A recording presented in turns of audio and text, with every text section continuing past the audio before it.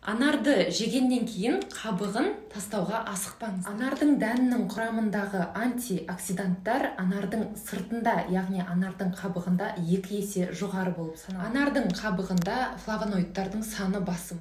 Ал флавоноид дегеніміз біздің денеміздегі ферменттердің жұмысын іске қосатын пайдалы заттар. Флавоноидтар біздің қанымызды сұйылта алады және де біздің иммундық клеткалар мен қан тамырларымызды жасарта алады. Анардың қабығы полисахаридтермен, фенол және де біздің ағзамызға қажетті май қышқылдары, клетчатка, дәрумендерге өте бай. Тағы да бірнеше пайдасын айта өтсем, анемия болатын болсаңыз, онымен қоса етек кіріңіз көп мөлшерде келетін болса, осы анардың қабығының тұнбасын ішу арқылы сіз анемиядан құтыла аласыз.